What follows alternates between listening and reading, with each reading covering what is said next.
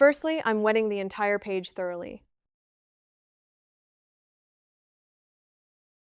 Then I'm taking a very wet brush, loading some cadmium yellow medium hue from Daniel Smith and dabbing a little, like this. And then I'm taking another watery brush to paint some lavender, mainly on the blank areas. I'm brushing these colors and letting them softly blend into each other a little bit. This mixture is very diluted, so just be careful not to overmix the colors.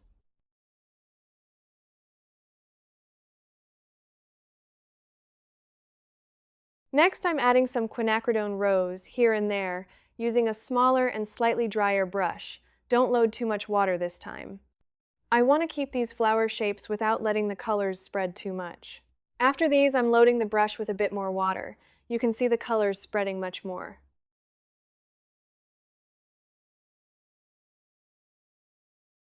Then I'm painting some wisteria from Daniel Smith, softly merging these colors together around the bottom part of the page.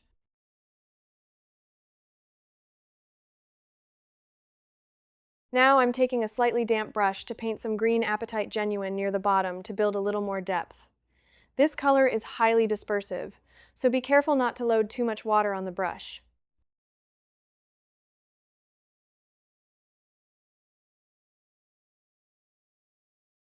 At this stage, the paper is drier than before.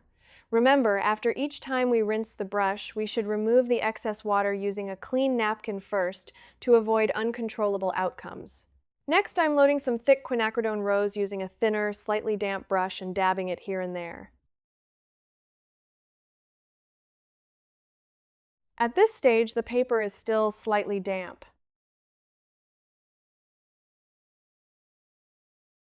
So as you can see, when I dab this thicker color onto the paper, it barely spreads and feels much more controlled. I'm adding a few tiny flowers in the distance to create a sense of depth compared to the softer, blurrier flowers in the foreground. Then I realized I wanted a few more soft flowers in this area, so I'm using a slightly damp brush with diluted paint to add them here. It would be easier to do this during the first stage, but it's still completely doable at this point.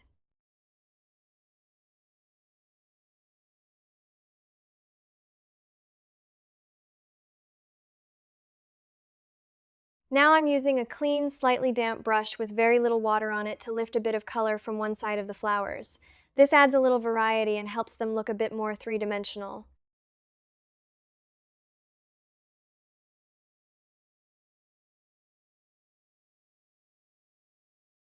Next, I'm adding a few subtle stems using diluted paint and very little water on the brush.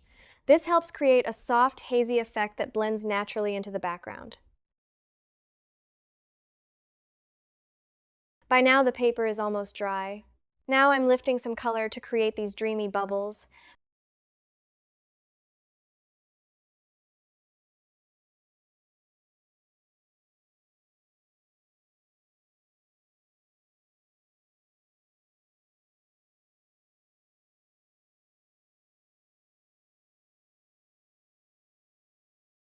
Since the paper isn't completely dry yet, the strokes will soften slightly, but they'll still hold their shape much better than the earlier ones.